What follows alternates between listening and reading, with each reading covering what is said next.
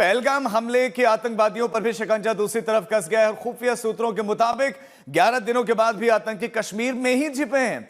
जी हां, 11 दिनों के बाद भी दक्षिण कश्मीर के जंगलों के सारे आतंकी यहां दुबके हुए दक्षिण कश्मीर के हिस्से में। सूत्रों के मुताबिक सभी आतंकी अलग अलग जगहों पर छिपे हैं और सबके पास में खाने का सामान है। कोई भी जो है सिम का इस्तेमाल नहीं कर रहा है, कहीं लोकेशन ट्रेस ना हो जाए। ये पहलगाम, अनंतनाग और कुलगाम का इलाका है, दक्षिण कश्मीर का हिस्सा है जहां पर ये आतंकवादी छिपे हुए हैं। जब ये आतंकवादी भागे थे, आज तक उस और जो सुरक्षा बल है उस हिस्से में पहुंचे थे जहां पर इन लोगों ने एक अस्थायी रहने का अपना ठिकाना बनाया हुआ था। हमारे संवाददाता कमलजीत इस खबर पर ज्यादा जानकारी के साथ जुड़े। कमलजीत, 11 दिन हो गए सुरक्षा बलों से कैसे बचे हुए हैं, अब क्या जानकारियां मिल रही हैं इनके बारे में? देखिए, हाशिम मूसा जैसा आदमी है जो कि पैरा कमांडोज में रह चुका है, उसके बाद उसने लश्कर ए तैयबा में ज्वाइन करके टेरर रैंक्स, तो खास तौर पे जो उसकी प्रशिक्षण है, ट्रेनिंग है, वो ये सब बताती है कि सर्वाइवल कैसे करना है जंगलों में। ये भी बताया गया है कि किस तरह से इन्फिल्ट्रेट करके वो रजौरी पुंछ के कई ऐसे कारनामों के पीछे उसका हाथ रहा है जहां पे अभी तक उसका सुराग नहीं मिल पाया। लेकिन कई वीडियोस हैं जो कश्मीर, अगर हम बात करें द रेजिस्टेंस फ्रंट है, लश्कर ए तैयबा है, उनकी तरफ से रिलीज किए गए थे, तो वहां से भी एक अंदाजा हो जाता है कि यही वो गुट है जो कि ऑपरेट कर रहा था दक्षिण कश्मीर में। और वहां पे जिस तरह से ये पूरे बायसारन मीडोज की इलाके में जिस तरह से घटना को अंजाम दिया गया है, वहां पे ये प्रशिक्षण है वो नजर आती है, क्योंकि कैसे वहां से भाग निकलना है, कौन सा एस्केप रूट है, कितनी बार रेकी की गई है और किस तरह से मारना है, ये सारी जो चीजें हैं अब वो सामने आ रही हैं और इन्वेस्टिगेशन का पार्ट है। जाहिर सी बात है, जिस तरह से गोलीबारी का इस्तेमाल किया गया, AK-47 rifles, M4 assault rifle, वहां पे उन्होंने चुन चुन के लोगों को मारा है। तो वहां पे अगर आप वीडियोस भी देखें तो वहां पे कोई लॉन्ग डिस्टेंस रेंज पे है, कोई क्लोज पॉइंट ब्लैंक रेंज पर है।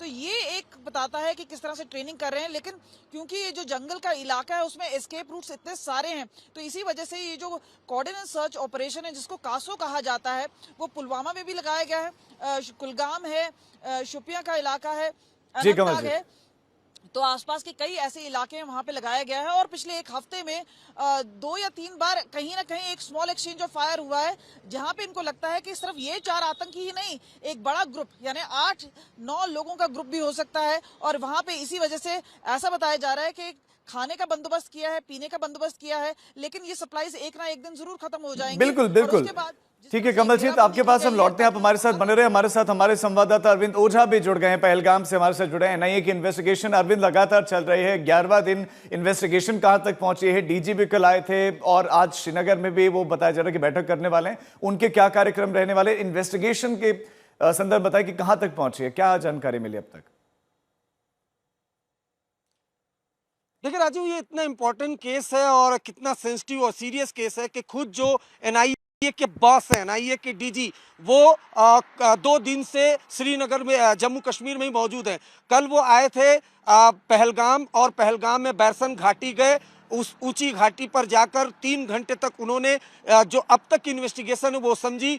खुद उन्होंने मौके का मुआयना किया, वो समझने की कोशिश की कि टेररिस्ट किस रूट से आए, किस रूट से गए, और 3 घंटे तक बैरसन घाटी में रहने के बाद कल वो श्रीनगर में गए और दूसरी एजेंसीज के साथ मीटिंग की। और आज फिर जो NIA के DG हैं वो अभी उन अधिकारियों के साथ जो पहलगाम हमले की जांच कर रहे हैं उनके साथ एक रिव्यू मीटिंग कर रहे हैं। और रिव्यू मीटिंग करने के बाद बहुत मुमकिन है, चूंकि ये इतना बड़ा केस है और कश्मीर से जुड़ा केस है, तो दूसरी और जो काउंटर इंटेलिजेंस की एजेंसीज हैं उनसे कोऑर्डिनेशन मीटिंग करेंगे और उसके बाद किस तरह से जो इस हमले में शामिल आतंकी हैं उनको उनके अंजाम तक पहुंचाया जाए, उसको लेकर एक बड़ी रणनीति बनाई जाएगी। जी राजीव, बहुत शुक्रिया अरविंद और कमलजीत आपका इस तमाम जानकारी के लिए। गर्मियों की छुट्टी होने वाली थी, मेरे पापा आने वाले थे, तो हम लोग सभी खुश थे। तो मैं एक बेड पे चढ़ के डांस कर रहा था, लेकिन वो पहले ही आ गए फ्रीज।